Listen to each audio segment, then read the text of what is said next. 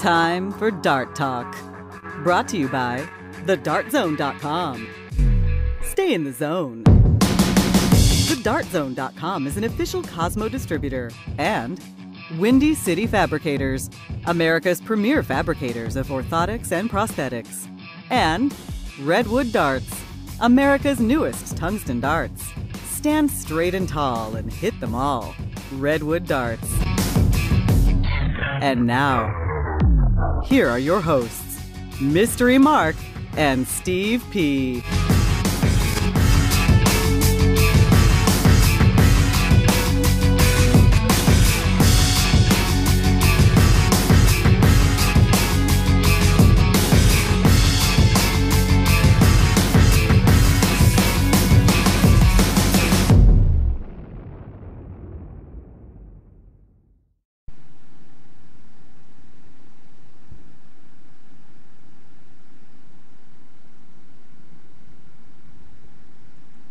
Hi, this is Mason Cornelison from Berea, Kentucky, the first official friend of the show, and you're listening to Dart Talk.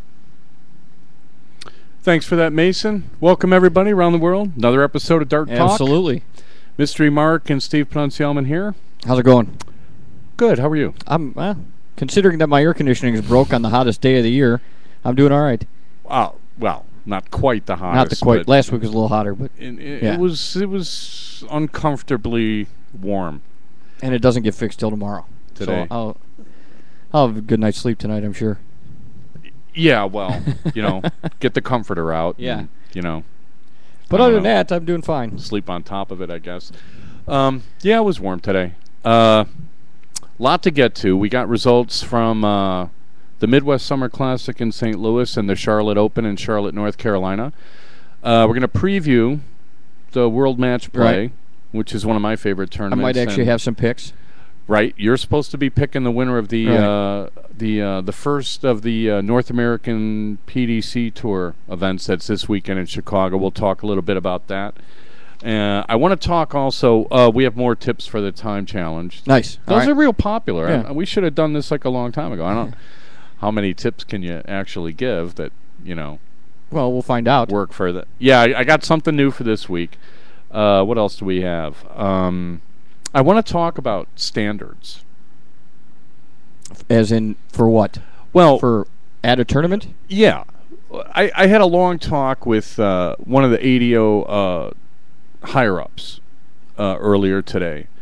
And we've talked about this before, but when it comes to sanctioning tournaments and stuff and enforcing standards, I think it bears some discussion. All right. And also it's a good segue into the PDC, because just a reminder for everybody that's coming to Chicago for the Chicago Open and the first of the PDC Tour events, they do have different rules.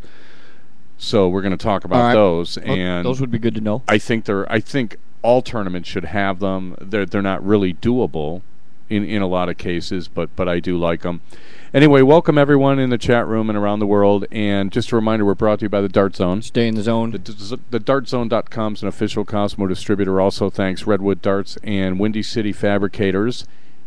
And an apology for the technical glitches that were totally not our fault last week. Still not exactly sure what happened, but...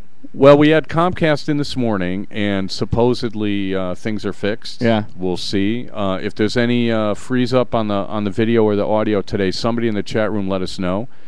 And we'll do what we can. I mean, if Comcast can't get their act together and we have to relocate this show again, I am going to be livid. If you want to really hear a rant, if we have problems with Comcast today, the rant next week is going to be priceless. So you guys probably don't want to miss that. Do we have a new disclaimer? I knew I forgot something. I wrote it, and it's got a lot of typos, so there's no way you're going to be okay. We'll give Melissa one more, and then we'll do the new one next week. So here's our disclaimer.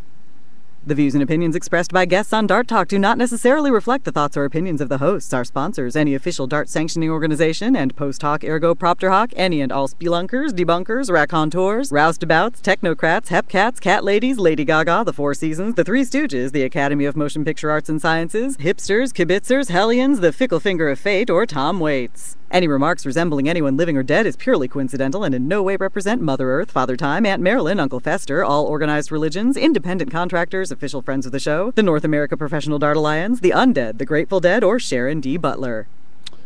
Okay, we disclaim any and all everything. Everything. Pretty much. So none of the views and opinions expressed by ourselves reflect ourselves, right, or whatever it is we're talking about. Yeah, standards and stuff. The PDC runs their tournaments in as first class a manner as one can. And it got me to thinking of a lot of things. So just a reminder, for the people that are coming, to the PDC tournament this weekend, bring some street shoes. Okay. You dress code? Yeah, there's a dress code, which, I tried to look it up, and you can go to bullseyenews.com, and something's up there. I didn't bring reading glasses, so I couldn't really read it. But if memory serves, no jeans, no cutoffs, no tank tops, no advertising on the back of your shirt, which really I think's a good thing, because some of these shirts, I mean, I've already how said, you feel about those. I've already said there's a lot of eyesores in the dart hall these days. Shorts or no? No shorts. No shorts. No, so no shorts, no jeans. Yeah, you're going to have to look like a professional, and hopefully everybody will play like one. Also, if you lose a match, you're probably most likely going to be required to chalk the next match on your board, so be ready for that. If memory serves, you can have somebody substitute for you if for some reason you're unable to chalk. And I remember I asked somebody once if I could take my shoes off to chalk because my back was sore, and they said no. Really? Okay. So everybody be ready for that. Why didn't you wear better shoes? Well, I wore street shoes. Oh. They make your back hurt? Well, after like 4 hours or however long, because I won a few rounds. I mean, I was just sort of like, my back gets tight sometimes. I have all sorts of physical ailments. You don't really want to hear about those. But so also, there is a rule about, and I doubt. Apparently sponsor shirts are okay, though. Well, no. Actually, they're not. Okay. Yeah, so the people that have like sponsors on the back of their shirt, technically those are illegal. Now, these are rules that they set up for television, so I'm not sure how much they're going to be enforced, but I would warn everybody to have a backup ready if somebody comes down and says you can't wear that shirt. You better have something, in the hotel that you can switch into. There's also a rule that you can't wear the same color shirt. So if one guy's wearing black, the other guy can't wear black. Now, this is a PDC TV rule that I'm not sure quite how they work it, because, I've seen exceptions made. So if you have 2 color shirts, by all means bring them. Bring a backup. Make sure it's got a collar on it. How do they choose who gets to wear the black shirt? Coin flip, arm wrestle, whatever. Rochambeau, by height. Right. I have no idea. Whoever's the Who highest they notice seeded, first? Whoever's the highest seeded player gets his choice. I'm not even sure. I tried to get a hold of Jay today, and I probably waited a little too late in the day. I'm not sure if this tournament's going to be seeded, and if so, what they're going to seed it with, whether it's going to be with the NAPTA ratings or the Bullseye News Ben Pro rankings, which are very similar to the NAPTA rankings, but less inclusive, as I understand it. So I have no idea. Okay. So, and I don't know if they're going to do the draw apparently Sunday no seating morning. From the chat room. We'll see. I mean, that's too bad. That if they're going to have no seatings at all. I'm going to talk to Jay tomorrow, and if I hear anything contrary to that, I'll post something on the Dart Talk Facebook page. It always used to be seated in some way, shape, or form, but what are they going to do? I mean, there's nobody. They can't use the PDC Order of Merit anymore. They obviously can't use ADO rankings. They can't use. I would think they'd be able to use the Ben Pro rankings since they're hosting the tournament, but if it's just going to be a free for all, then so be it. Yeah. I mean, seating. I'm not all that. Seating is. There's so many good players, and there are only a couple of players that you would consider, kind of at another level than the other rest of the field. Depends who you ask, right? But it doesn't strike me as seeding being all that important until you look and you see the draw and you see like 4 of the top 5 players are in the same quarter, it's going to be like, really? Are you kidding me? Yeah. But nobody's getting a free ride. There's going to be way too many good players. Just might have to change my picks. Well, that's the thing that kills me, and that's originally why we started talking about seeding. Was somebody was talking about maybe having Vegas post odds and take action on a tournament in Vegas, and it's like, well, you got to seed it first, and you got to have something to go on. So, I like the NAPTA rankings. I think that they're well conceived. That's my opinion. I know some people don't like the way they're done, but what else can you do? You can't use the ADO rankings. They're just, it's impossible to do a North American tournament with rankings that ignore Canadians.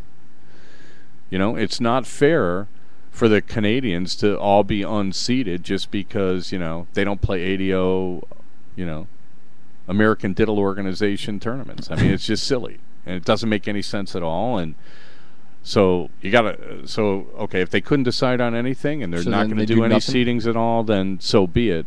At least after this tournament, they'll have an order of merit that they can seed by, or by the end of this year, after 3 events, they'll have an order of merit, and they'll probably use that next year to seed things. So it'll sort itself out. I hope nobody's going to have too much of an objection to that. I think it's great that they're having it. So if it's not seeded, it's not seeded. Right. But have backup shirts. Make sure you bring street shoes. Be ready to chalk.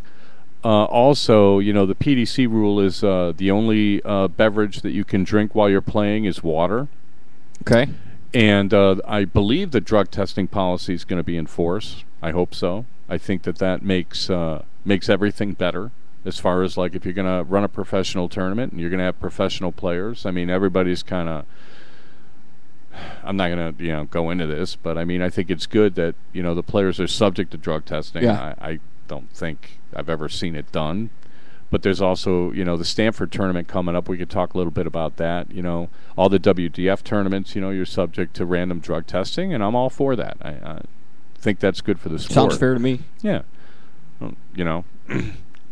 Unless they're going to ban you for caffeine, I'm good. You're fine. And nicotine, for that matter. So just a few warnings out there, and we might not be 100% correct on all that, but just be prepared. Yeah, be prepared, for this, because I've seen it happen at all these PDC events. People don't bring street shoes. Right.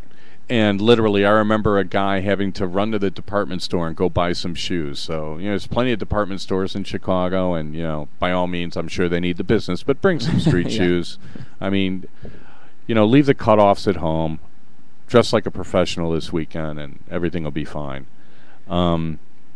Yeah, as far as the sponsor on the back of your shirt, as far as I know, you can't do it. So have a backup ready, and if I'm wrong, yippee-ki-yay. Yeah. With my disclaimer. More power to you. Yeah, with the disclaimer. Right. I can never be wrong anyway, right? So, good for that. Yeah, I like the idea of standards. Now, one thing the PDC used to do that I was all for was they would turn off the air conditioning during the matches. And then they would wait for a round to be over, and then before they started the next round, they'd turn the air on for 10 minutes, and then turn it off again. So, there's no draft or anything like that. I don't know how hard that is to do, but I don't see why we don't do that at all tournaments, especially some of these tournaments in the summer. I mean, I know Charlotte was really hot, but, I heard again it was there were some total wind tunnel boards. There were boards beneath air conditioning ducts, right? And it's are you kidding me? Really? You're gonna throw a match on that board? I mean, at some point, somebody's gonna have to start really looking at the playing conditions and saying, look, you're not gonna get the best play if you're gonna be playing in a wind tunnel or something like that. And so, I was thinking about sanctioning, and like I said, I was talking to this ADO guy, and I'm like, what the ADO ought to be doing is, at least if you can't enforce standards, right? Like the ADO cannot afford to send out a representative to every single ADO sanctioned tournament to make sure everything is good. Yeah.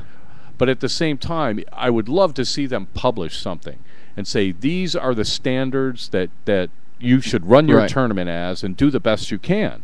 Right? Yeah. We developed a tournament ranking system, and I started tweaking it and all this stuff, and I don't remember if I posted it or not, but one of the things that I would add as of like 2 weeks ago is I think that there should be some sort of a temperature. I played in Michigan and I was freezing. And, you know, there are people that really like it really, really cold, and some people that like it really, really warm. But, I mean, you should establish a temperature and say, okay, the temperature of the hall needs to be between 69 and 73. Yeah, but wouldn't that be tough to control if you're shutting the air off? Well, yeah, but, I mean, you got to set standards somewhere. Yeah. I mean, I played a tournament once. It was a few years ago, and I won't mention the tournament, but I guarantee you it was in the middle of summer, and that hall was under 60. I was freezing. I was blowing on my hands, and then I would go outside and break into a sweat. Right. I mean, that's not good.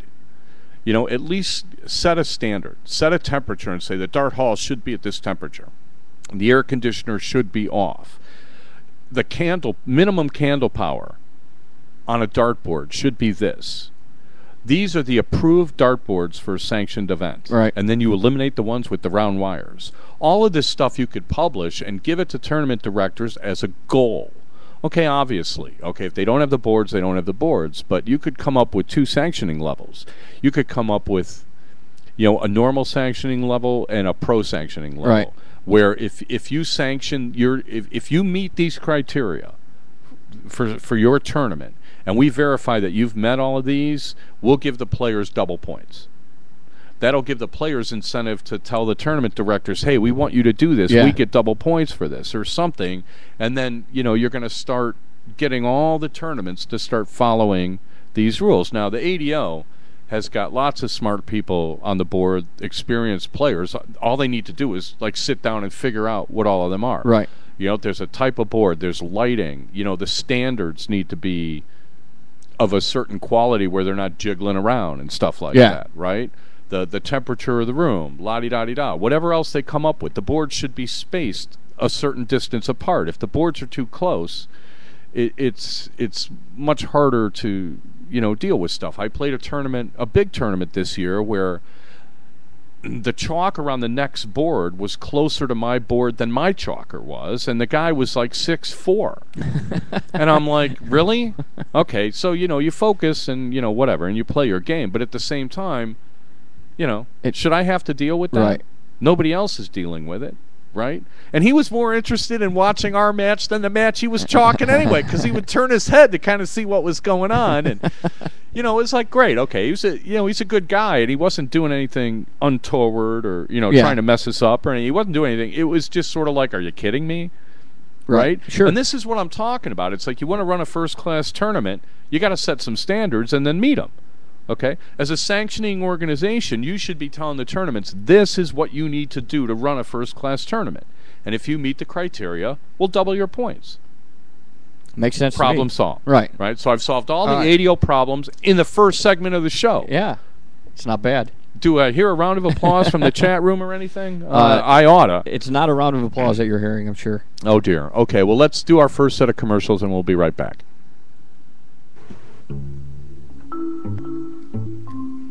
Char, you already know someone who's been personally affected by a coffee addiction. It just came in. Mommy, please put the mug down. Sometimes I can't even get out of bed unless I visualize that hot cup of coffee. Okay.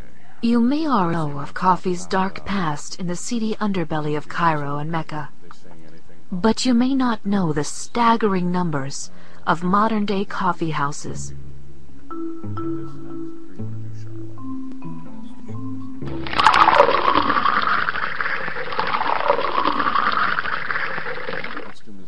The highly addictive quality of coffee makes it the perfect gateway drug. It's almost impossible to just have one cup. But there is hope on the horizon. People just like you have created Loca, lovers of coffee addicts. Team up with Loca in the fight against this addictive bean. With your help and donations, Loca can make a difference by giving tools to addicts, empowering them to make good decisions right from the start of the day. This ad has been paid for by Loca, lovers of coffee addicts.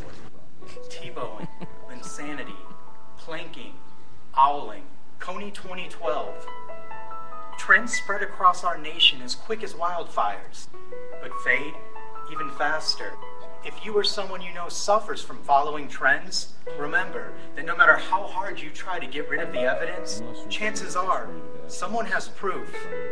So the next time you think about jumping on a trend, remember how embarrassed you were when you found that video of your mom doing the Macarena. You're gonna have kids someday. We could do top 4. Don't let that be you. Do top 4 in the series.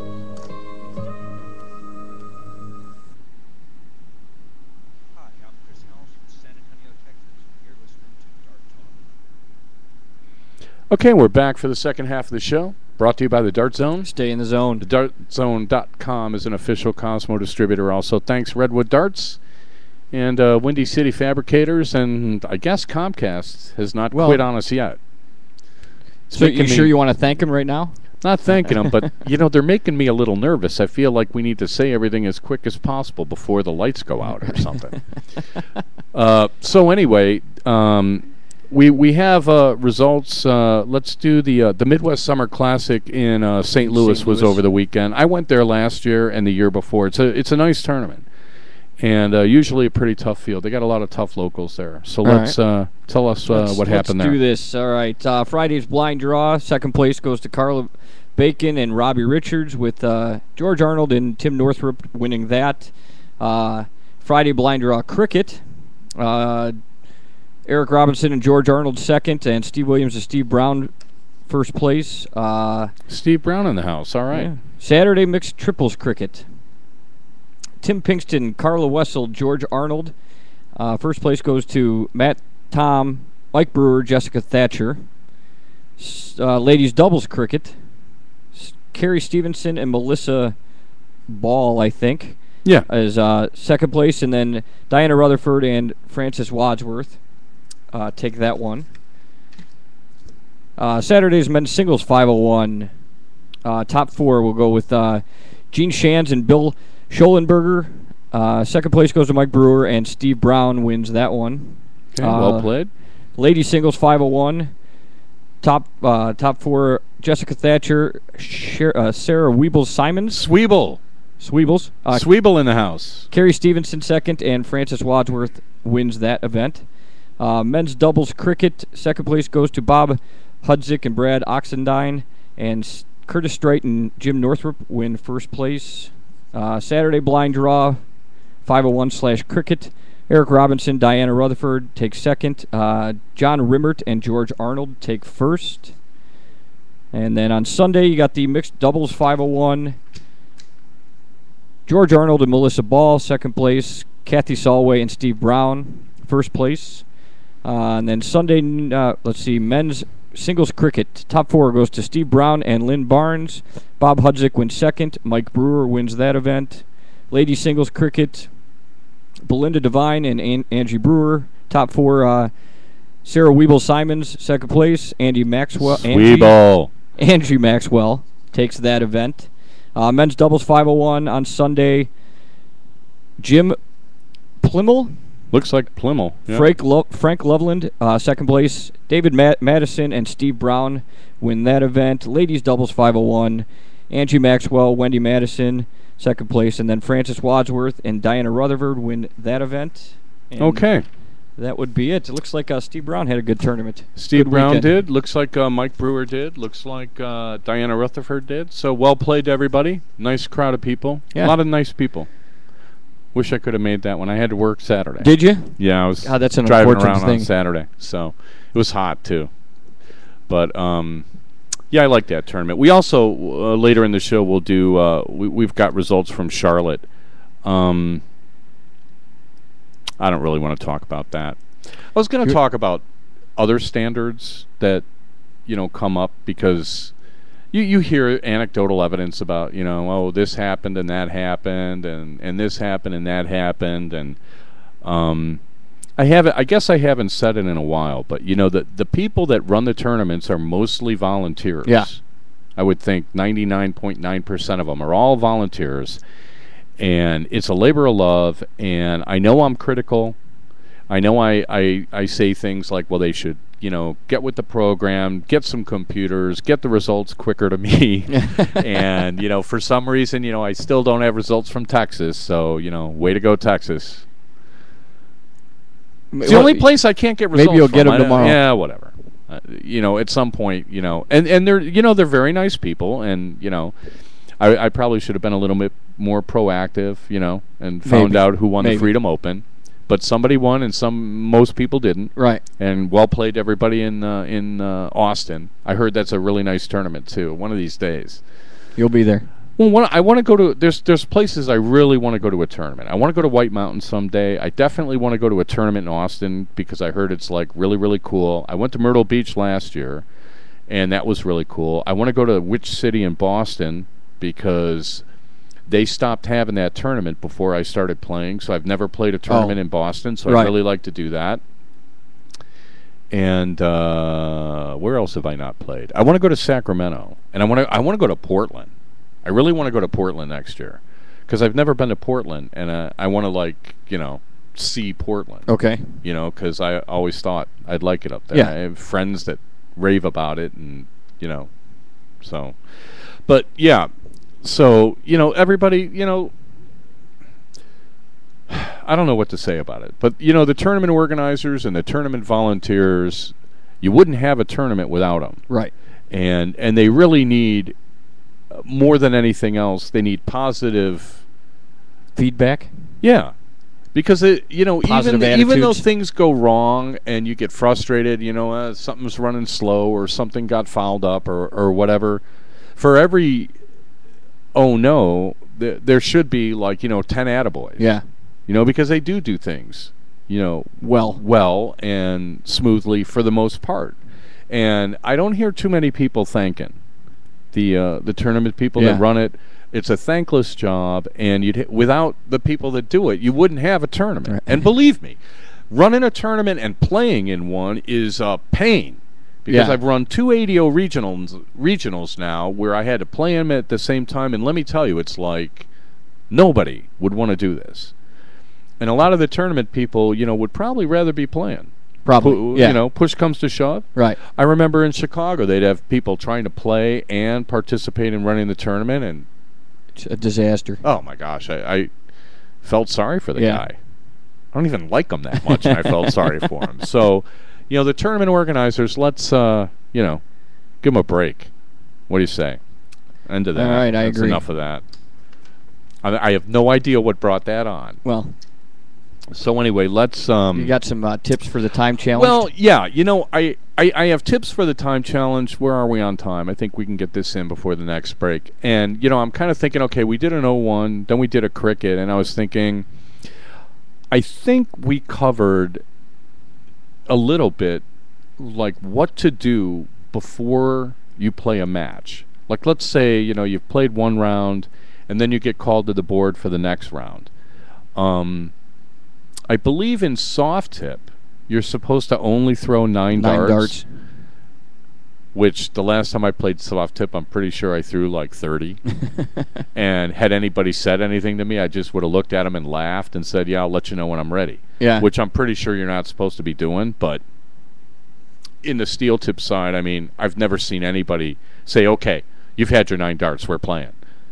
Right. But I did jot down some ideas for quick warm-up in between matches. Beginners don't play a lot of tournaments, right? And I'm pretty sure if they do, that they tend to feel a little bit uncomfortable because it's not their normal, it's not like your normal league match or what have you. So I did jot down some quick warm-ups for people. Now keep in mind, this is just for, you're at your board and you're throwing your warm-up darts before a match. Yeah. Okay. So I mean, you can't do anything. It's too late to fix anything. Yeah, you dance with the one you brought. Okay, whatever game you have is the game that you're going to play with. And okay, don't go to the line thinking you're going to iron out 5 things in 21 darts and then throw 9 dart games. It's not going to happen. So lower your expectations. But my suggestion for the beginners was if you're going to throw 7 rounds, which is 21 darts, Right. which is kind of what we've been Yeah. doing. I would say for a beginner, throw 3 rounds at your favorite double, whatever it may be. And if you don't have a favorite, throw them at double 20. Throw them at tops. Right. And then throw your next 3 rounds at the triple 20 or the triple 19, whatever it is Whichever you you're use gonna for go for. scoring. Yeah. Right. And then throw your last 3 at the bull. Because the idea there is because you're going to have to diddle, don't take the diddle for granted. Don't immediately think that it doesn't matter because it's worth 3 darts. Yeah. So at some point, 1 dart for 3 is a pretty good deal. So I would advise you to throw your last 3 at the bull so that you're prepared to diddle. It's going to be your first shot. Yeah, you're prepared to diddle. I wouldn't throw them all at the bull because once you diddle, you're likely not to throw at the bull again. Yeah. So basically, you're warming up at the main numbers that you're going to be shooting at for the match you're about to play. absolutely, and you're going to throw at the diddle last Right. because that's the first thing you're going to do. So it's technically freshest in your mind, right? If you're going to play cricket, just throw 3. Just throw 3 at every cricket number, Right. and then end up on the bull. If you don't have time for that, I would say just go 3 at the 20, 3 at the 19, 3 at the bull. If really, you don't want to tire yourself out. Yeah. Especially for a beginner, those are the numbers that are going to make or break you. Because a lot of the beginners matches I see is once somebody gets far ahead on the 20s and 19s, they almost invariably win. Because beginners don't throw like 7 count, On where I'm 16s going and 15s. right, trip, and then close. Or you don't see that much Yeah. with the beginners. Now, the intermediate players, and because we got the Chicago and the PDC thing coming up, I kind of did it for 01. for 01. And I might get some guff on this one, but for intermediate players, what I would tell them is, take 3 darts, pretend you're on 40, and take it out. So if you go single 20, then you go right at the 10, and if you miss outside the 10, you stay on it. Yeah. And try to take out 40 in 3 darts, and then try to take out 32. Then What if I you would hit it on your first dart? then try to take it out twice, Oh, okay. right? So then Yeah. just try Stay to on it. yeah, or take it out 3 So, times. yeah, I mean, hit if you it- could throw hit the 3 3 double 20s. yeah, exactly. And then do it same thing, 32 out with 3 darts. Then I would go to 8. Because the idea there is if you're going to hit singles, you're going to throw it at all the doubles Right. you're likely to see in a 501, right? And then I would try 24. That comes up a lot. And then that leaves you 3 rounds. And I would say go for 25, which is a bull, and then 50 out. I don't know why I call it 25 out because I always assume I'm going to hit a single bull. But Oh, okay. so throw your first I start thought at you the meant really start at 25. Like No. Like you went for the double bull first and left yourself 25. That's But- actually not a bad idea, but Yeah. I would throw at the bull and then clean it up. Okay. Then I would. You got 2 rounds left. I would say throw 3 at the triple 20, right? Right. And then throw your last 3 at the bull. Get ready to diddle. Yeah. For the intermediate players, for an 01 game, I think that would be better for you than just throwing at the 20 until it's time to diddle, which is Yeah. what I see most intermediate people do. It doesn't do you much good to throw ton 80s in warm-ups. Invariably, you won't throw them in the match anyway. And it doesn't do any good to throw 6 rounds at the 20 and then, there's a 45, there's a 26. They're warm-up darts and they don't count. Right. But in your mind, it tends to affect the way you play. So I wouldn't even bother with it. Just throw at the doubles, then So throw you're 3 better rounds off- at the 20 and then at the You're bull. better off doing that though than like saying, all right, throwing a couple darts at a double 14, a couple darts at a Well, yeah. double 18, because invariably it's probably not going to show up as often as Right. counting down from 40, 32, or 8. Right, and also what I see a lot of intermediate people do that I would tell them not to do is they'll stand at the line and they'll be like, oh, I'm going to throw at this, and then they hit it and they feel good, and then they're I'm going to throw at this, and then they hit it and they feel good. Oh, I'm going to throw at this, and they hit it and they feel good, but that's all like. At what game do you get to throw it? Whatever you feel Yeah. like. It's much better to have a plan and then try to execute Right. it than it is to just go throw whatever you're in the mood at throwing and then say I'm ready to play. Invariably, I've seen that backfire. Yeah. Because I do kind of watch people warm up because I'm amazed. Am I the only person that needs to warm up? Because I go to these blind draws and people Like, they get out of their car, they pull out their darts, they go, Put the flights in and say, they I'm go and have a beer, they throw 3 darts, and they're like, "Hi, my name's Joe. I'm ready to play." And I'm like, "Really?" Because I've been here 45 minutes and I'm not ready to play. Right. You must be really good. So I'm very against this whole throw it whatever you're in the mood and then get ready to go. So as far as the intermediate players, I think this would behoove them for a 5:01 warm up. For the advanced players, I don't really want to give away too many secrets. I'll give away one of Bob's Sinise. There you go. You know what Bob does? Which is, I for the life of me, cannot figure out why he does it, but he does it. He'll throw one at the trip 14, one at the trip 13, and then one at tops. And he'll just keep doing that to warm up. And for the life of me, I don't know why he does it. Okay. He's trying to dial it in. He's trying to calibrate whatever. If you do anything, if you always do something the same way with your warm-up, it's bound to help you as far as like where your game is at that particular moment in time. But the logic behind this one is lost on me. Right. You've never asked him? Or he doesn't want to tell you? I've never asked him because it just struck me as being so strange. I didn't even want to hear the answer. Yeah. And Bob's a fantastic player, and obviously it works for him. Yeah. But, nah. It doesn't, no. Okay. I see absolutely no reason why you would do that. So he must have figured it out. He's got a reason. You know what? You can ask him. You will be. Maybe, we can announce maybe this. I will do that. Mystery Mark will be at the PDC event and the Chicago Open. You coming both days? I'm planning on it. Yeah. Planning on it. I might be late for the Sunday. So he's going to be the roving reporter. So Dart Talk is going to totally cover the PDC event in Chicago, since we're here in Chicago. Yeah. It'd be silly not to. And the Chicago Open. I don't know if you're going to play. Are you going to play? I probably wasn't planning on it, but you never know. I'll bring my darts and see what happens. Bring some darts, and I'll see point out some people and say, go beat on that guy. Oh. He's cocky. Like, especially Darren Young. You could totally clean Darren's clock. Right, sure. And I'm pretty sure, you want a piece of Larry. You want a piece of everyone that's been on the show. Yeah. None of them are that good. Larry, Darren, Bob. Just go beat on them. You'll feel good. Yeah. I'll point them out to you. I'd go play all those guys and then go crawl in a hole. Right. For advanced players, I don't know.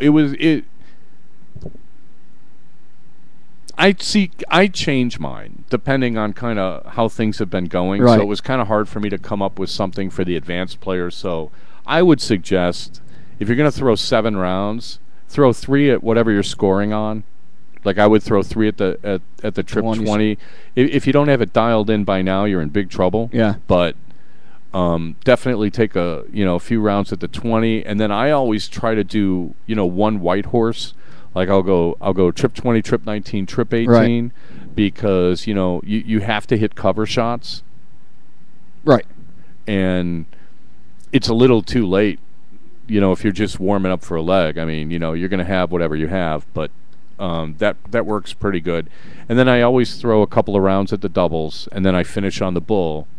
So I'm ready to diddle. Yeah. Which we forgot. Speaking of last diddles. week, we forgot to announce that yes. the streak is over. Right. What did it end at? I believe it ended at 19. 19. I lost 19 straight diddles to Ray Carver over the course of, I don't know, 7 or 8 events or 3 different tournaments, but I got them in the mixed in Michigan, and it was over. And I forgot to say that last ago, right? week. Yeah. 2 weeks ago. It was 2 weeks ago, but it's noteworthy enough that I can mention now that, You've it's broke over. the streak. It's over. Yeah. The slump is over. The diddle slump is over. Just in time for a tournament where I don't have to diddle every leg, so that worked out really good. So I don't know if I've been mental about the diddles. We should also mention, we're going to have to go to a commercial in a minute. We're going to put off the naming the darter with the best mental game until next week, because I want to get some people in Chicago this weekend to weigh in on it. Okay. And there's some people in Canada I haven't been able to get on the phone, so we're going to bag them over the weekend, and then we'll get some opinions. Yeah, we'll get some opinions, and we'll kind of collate them and get a consensus. And then, if I agree with the consensus, we'll announce the consensus as the winner. And if I don't agree with the consensus, I'll name whoever I think is the winner, and then say it was the consensus. So either way, we're covered. It's going to be the consensus. Yeah, exactly. So Makes sense. I have plausible deniability, which is all I really want. So let's go to our second commercial here, and we'll be right back.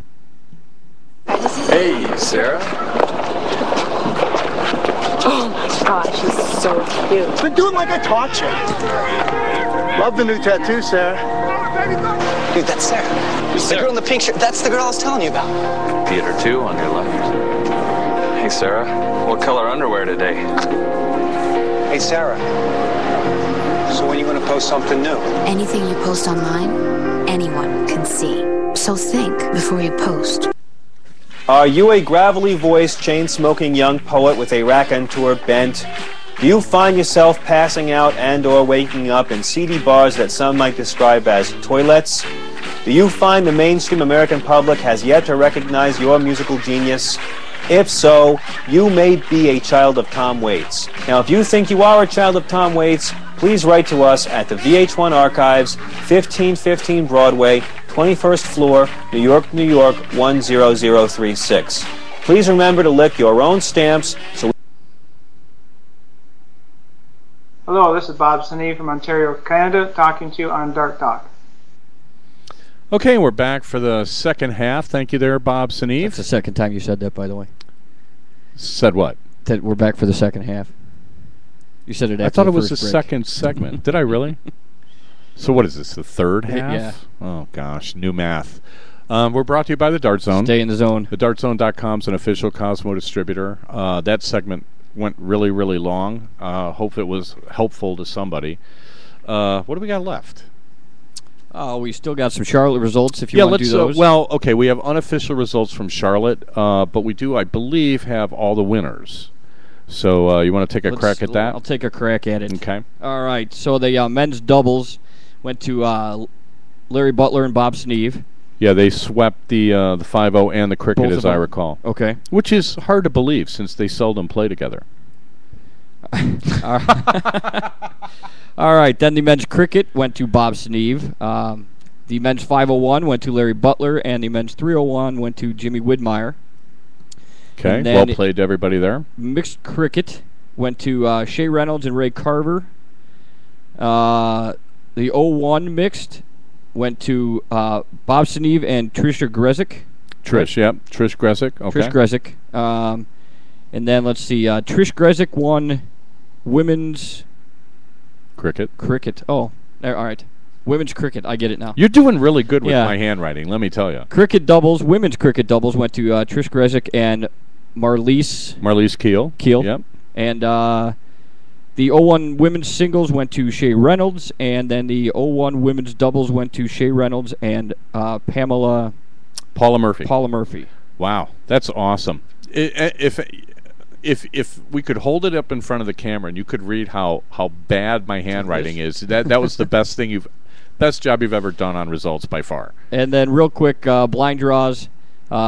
Friday's blind draw went to Robbie Reynolds and D Train. Robbie Phillips and Robbie D Phillips. Train. Did I just say Reynolds? Yeah. Robbie Phillips. And then Saturday's blind draw also went to Robbie Phillips with Chuck Pankow. Chuck Pankow in the house. All right. That's Charlotte for you. Okay, well played to everybody in Charlotte. If we get complete results, we'll try to pass them along next week. I like reading complete results because I know everybody likes to, hear their name, and for some reason you hear a lot of names over and over. It's probably luck. Or the fact that I didn't go to Charlotte. Charlotte was a fun tournament last year for me. It was really, really hot when you went outside, and the venue was too windy. But I got to play 2 mixed doubles with Paula Murphy, which was such a joy. Yeah. And it was really kind of sad that I couldn't do it this year. But we'll try again next year. All right, so we did the results. We did the... I was going to... you have to do picks. I do have to do picks. You're going to pick save the winner for the last segment, or you want to do it now? Well, we could save it. We could save it for the last. I wanted to announce the Shelty multi-level 501 singles open is still. You can still sign up for it. They extended the sign-ups. I believe if you're a top level 1 or 2 player, that closed yesterday. But for everybody else, still open. Yeah, go to your Shelty board. It's the first major online soft tip tournament that anybody's tried to run, so I'm curious how this is going to come out. So if you play soft tip and you can find a Shelty machine somewhere, just swipe your card and you press the button and sign up, and then I don't know, I think you got to play like 7 games or something like that, and then they just kind of rank your results, and it looks like fun. And if we had soft tip in the city limits of Chicago, I'd probably do it. Right. Although I'd be afraid if they put me in like Division 2, I'd be like, no. I'd rather come in last in Division 2 or Division 1 than win Division 2. Yeah. Even though I don't play soft tip, I mean I do have an ego. I mean, What? it's not that big, Really? but yeah, sure. Everybody's got an ego. I mean, we all have egos. The World Match Play is going to start this weekend, and I was looking through the some of the first round matches, looking for like Steve's upset special. So real quick, I'm pretty sure Adrian Lewis is going to win this tournament outright. So that means Robert Thornton won't beat him. Nicholson, Andy Smith, Barneveld, Michael Smith, Terry Jenkins, Kim Ubrex. I don't know if Terry's really been playing that much. Kim Ubrex might be. He's one of these guys. I always look for the guys that are close to the top 32, who are like within range or of cracking it, just barely above it. They're the most motivated players on the circuit, right? Because you get so many rewards for being in the top 32, top 16. So if somebody's looking for an upset, I think Kim Ubrex is worth a look there. Walshy, Osborne, Richie Burnett. Richie Burnett's another one that Wade's won this tournament before. I don't know about Phil, Mervyn King. I don't know. Ian White, Dolan, Brendan Dolan, Andy Hamilton. I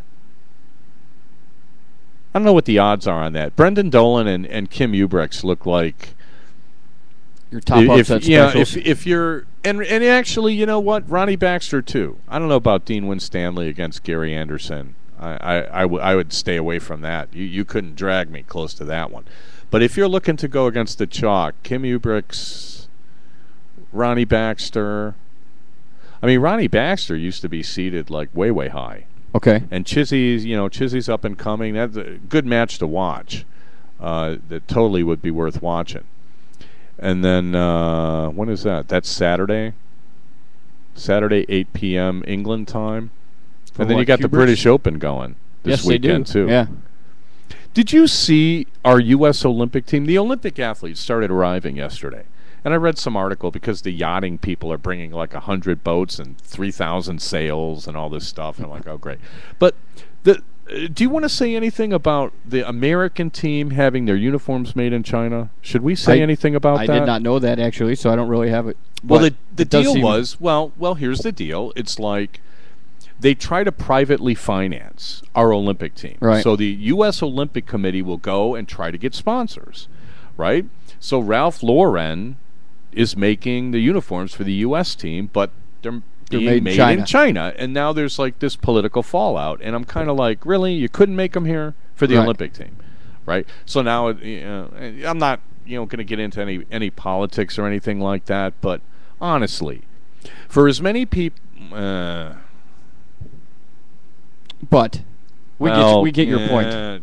Yeah, I think I should just shut up. We get right your now. point on that. Yeah.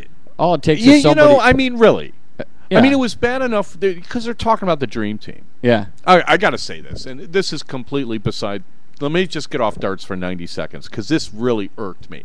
You got Kobe Bryant saying that these guys are better than the original Dream Team, right? There's 10 guys that are hurt that aren't even on the team. So now you're saying that your team is better with your top 10 players not even playing, that they would beat the Dream Team. Right. That's because he's got an ego. I mean, I know he lives in California and people thing. are a little different there maybe, and you get a lot of sun and, you can't drink the water or whatever. But honestly, how does that go? How can you say that in public with a straight face? I'm just mad just thinking about it. Like, are you serious?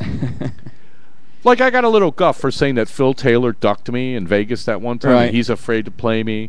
I mentioned it to John Part, and he fell over laughing so hard that he literally fell over and skinned his knee and ripped his pants. That's how funny he found. Okay, so I kid around. But, I mean, honestly, Kobe wasn't kidding. No, he wasn't kidding. You talk about an ego. Yeah. So, that here. There's only one thing that'll calm me down. Okay, let's hear it. All right. Well, I'm gonna win. You didn't know that?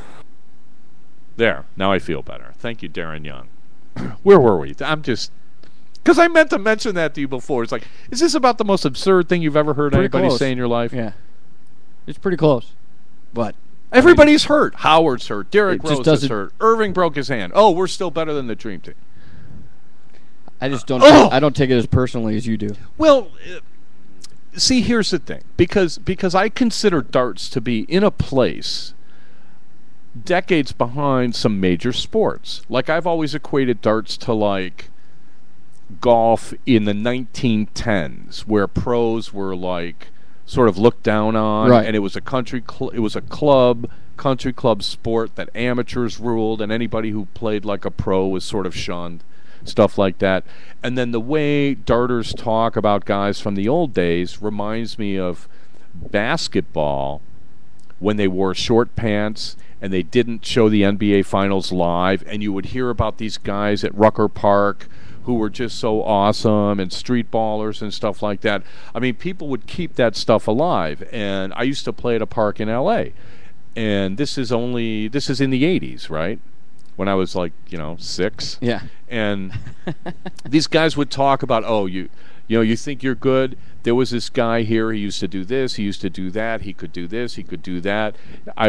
Because what would happen on Saturdays at this park is you'd get 50 guys. And a lot of them played college ball. They all played high school ball. And if you lost, you couldn't get back on the court. Right? And so I had 3 Saturdays in a row where I played 6 straight hours. Right? So I got a little rep there. And guys would tell me, oh, this guy used to do this and this guy used to do that. So, I mean, it's kind of like, all right, I get it. And it's great that people remember. Yeah. And guys that, I hear about all these dart players that stopped playing long before I played. And I like hearing those stories. I like hearing about, some of the stuff they did and everything. But you don't change the subject. You see what I'm saying? I mean, for Kobe Bryant to say something like that is just so out of line. It would be like, I mean, you don't hear Phil Taylor saying anything about how, well, he would have killed Jockey Wilson and all these guys from back in the day, Leighton Reese, or, I'm so much better than those guys were. You don't hear him talk about that. They talk with respect. Right? These are your predecessors. And the one thing Jordan said that made sense, like, look, they learned from us. We didn't learn from them. Every generation is supposed to be better. You're supposed to learn from the generation before you and then, advance the sport. That's your job as a sportsman. Right? Yeah. And nobody's done that better than Phil Taylor. Right? As far as, like, taking the sport and the level of play and raising it year after year after year after year. You look at the averages guys have now compared to what they were throwing 5 years ago. Right. I mean, it's a huge difference. So we need people in America to start doing that. They need to start advancing the level of play and advancing the level of sportsmanship and advancing the image of the sport if you want the sport to grow. Exactly. Right? Who's going to do that? I want volunteers. Okay, let's get some volunteers, and who's going to lead the way here? Okay? Putting on some ridiculous-looking shirt isn't what my idea of doing it. I'm not pointing out any names, but if I see any Dreamsicle shirts this weekend, I'm going to say something to whoever's wearing them, Darren. I've told him about it, too. He knows how I feel about this. I'm sure he's going to wear it now, too. Well, I'm going to win. You didn't know that? Not if you're wearing that Dreamsicle orange shirt, I don't think. Okay, one more commercial and we'll be right back. Why can't guys just ask us out? They have to pretend like it's a coincidence that we both want to see a movie. Or say, let's just go hang out. Of course I'm going to say yes to that. I want to go hang out with a friend. But it gets weird when that friend tries to kiss me. Okay, so... I don't need one more guy in my life trying to have sex with me. Please. I love it how girls act like they don't know the code. Like they don't know what hang out means. You agree to go to the movies with me. I show up bearing flowers. I pay for the movie. And the second I go in for a kiss, it's all, oh, we're just friends, right? Yeah, I asked you out because I need one more girl in my life who won't have sex with me. Grow some balls. Stupid. When you buy something you don't need, just because it's on sale, You're not actually saving money. Think about it. Hi, my name is Larry Butler, and you're listening to Dart Talk. Okay, we're back for the second half or the fourth quarter. Take your pick. Wherever you want to think of it. Brought to you by the Dart Zone. Stay in the zone. TheDartZone.com is an official Cosmo distributor. Also, many thanks to Redwood Darts and Windy City Fabricators. Yep. So you're going to pick us a winner. I'm going to try. For the first North American PDC tour event, which is this Sunday in Chicago. All right. I believe you have to pre-register at 11. Don't forget to do that. And then I think it's supposed to start at 12. So this has happened before. So one little reminder, you guys come down to the Dart Hall about 10:30, 11, and you got to fill out a little card, even though you've already registered. Because it's all pre-registration, you're going to have to go down there and check in. Don't forget to do that. I don't want to see anybody get DQ'd. That would be a bad thing. Right.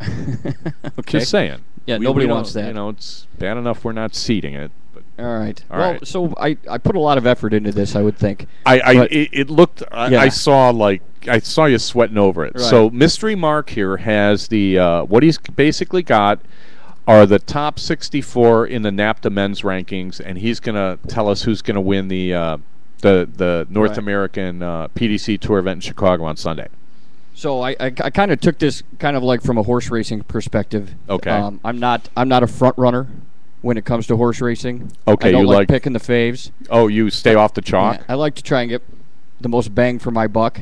Okay, I will say just before you begin that were we to set odds like we've done before, you'd probably have Darren at like maybe 3-1, Bob, Tom, and Larry at like 4-1.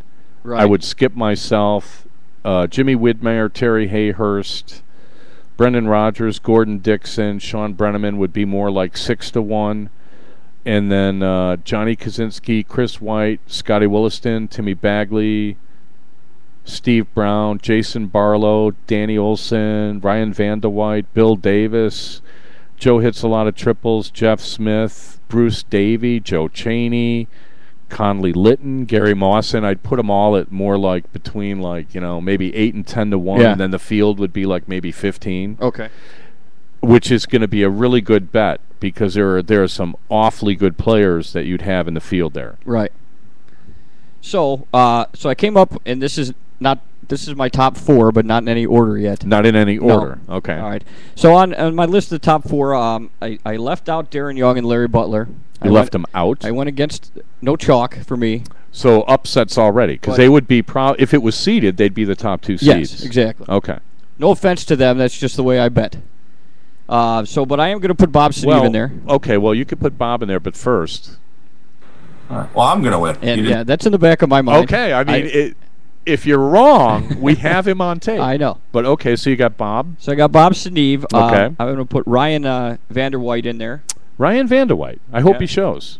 Well, yeah, this is also contingent on I don't know if any of these people are playing in it. And that's my fault. I tried to get the list of all the entrants, but the deadline was only yesterday, and I couldn't get it in time, so we're doing the best we can.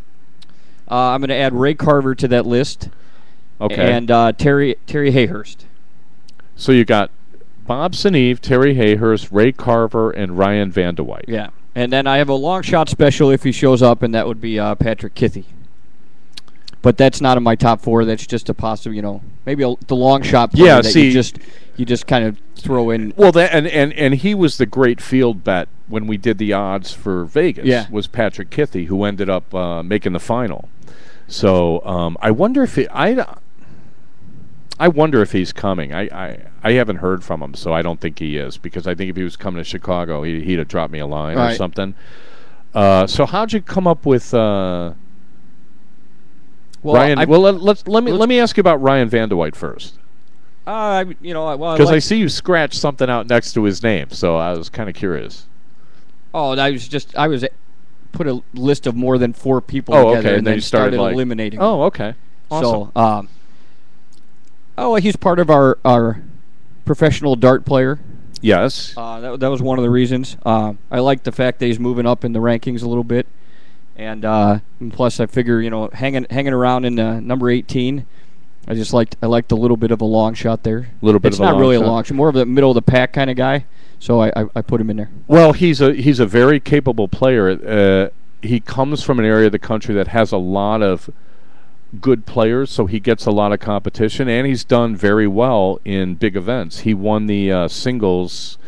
I think he won the singles in Virginia Beach last year, or made the final or something. So he's done really well. I haven't seen him much this year. Okay. Did I even play him? I think I played him once this year, but it was I think I played him like in the first round or something. We were looking at each other like, are you kidding me? Yeah.